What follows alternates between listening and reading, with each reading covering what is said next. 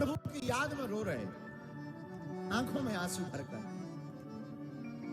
अखियां हरि दर्शन की प्यास, आंखों में आंसू भरकर प्रयागराज के महात्मा रो रहे कि प्रभु राम हमें मिले।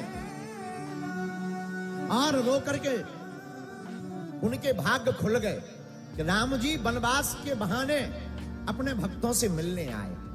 किसी ने भगवान से पूछा कि आपको अवतार लेने की क्या जरूरत, आपकी इच्छा मात्र से ही जब प्रलय हो सकता है तो आप इच्छा मन में करो और रावण को मार दो।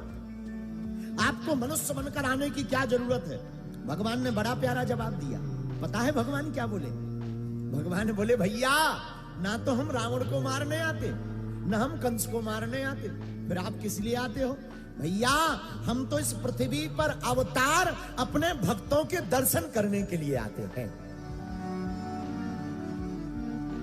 पर राम जी, भक्त तो तुम्हारे दर्शन के लिए ललायत रहते, आप कहते हैं भक्तों के दर्शन के लिए आते। राम जी कहते, जितना भक्त हमारे दर्शन के लिए ललायत रहता उससे 60 गुना ज्यादा हम अपने भक्त के दर्शन के लिए ललायत हो जाते हैं। कितना अच्छा भाव, कितनी अद्भुत बात। इसलिए मेरे प्रिय जनों, मेरे महाराष्ट्र के लोगों, मेरे परिवार के सदस्यों, अगर तुम कथा में एक पग परमात्मा से मिलने के लिए चलोगे, मेरा परमात्मा 1000 कदम दौड़कर तुम्हें गले लगा लेगा। प्रयागराज में प्रभु श्री राम के दर्शन प्रयागराज के महात्माओं ने किए। महात्माओं ने प्रभु श्री राम के दर्शन करके कहा, धन्य है, आज हमारी तपस्या का फल हमें प्राप्त हो गया। बोले क्या? बोले तपस्या का फल प्रभु श्री राम के दर्शन हो गए। लेकिन जब राम जी चले गए तो महात्मा मन में विचार करने लगे कि हमने तप किया, हमने जप किया, हमने यज्ञ किया, हमने दान किया, हम सन्यासी, वैरागी, जोगी, जपी, तपी, महर्षि बने तो हमको प्रभु श्री राम के दर्शन मिले। अरे तपस्या का फल प्रभु श्री राम के दर्शन है, तो श्री राम के दर्शन का फल क्या है? अगर तपस्या का फल प्रभु श्री राम के दर्शन है तो राम के दर्शन का फल क्या है? लेकिन उसी समय जब भरत जी राम से मिलने के लिए प्रयागराज आए और भरत की आंखों में राम के लिए वह अश्रुधारा को देखा और आर्तनाद स्वर को जब रो करके भरत जी प्रयागराज में खड़े होकर कहते राम, उस कारुणिक स्वर को सुनकर महात्मा गदगद हो गए और सब महात्मा आंखों में आंसू भरकर भरत जी को देखकर कहने लगे, भैया तपस्या का फल अगर राम के दर्शन है तो राम के दर्शन का फल महात्मा भरत के दर्शन है।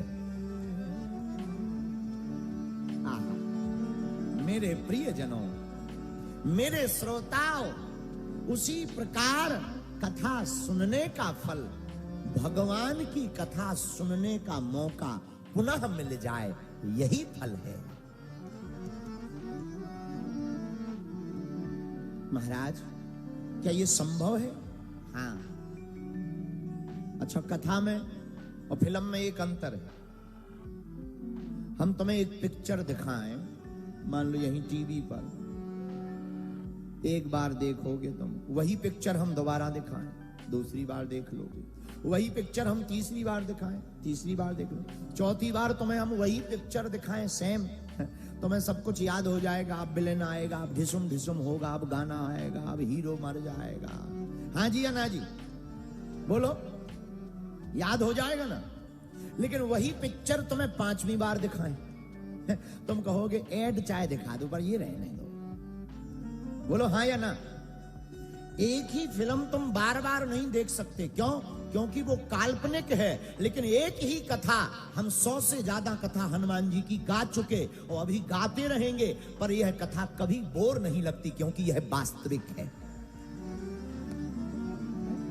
कितनी कथाएं, कल रात को हम लोग चर्चा ही कर रहे थे कलाकार, हम बैठ करके हमने कहा देखो हनुमान जी की कितनी महिमा। हम लगभग 100 से ज्यादा हनुमान कथा सुना चुके, 100 से ज्यादा। और हनुमान जी तो उतना ही है, उनकी कथाएं तो उतना ही है, पर जितनी बार भी कथा करो हर बार कुछ ना कुछ नया मिल जाता है, हर बार कुछ ना कुछ ज्ञान मिल जाता है। तो हम यही कहना चाहते, काल्पनिक में और वास्तविक में इतना ही अंतर है। काल्पनिक बार बार नहीं देख सकते, वास्तविक हर बार देखो उतनी बार कम लगता है। यही प्रभु श्री राम की कथा है।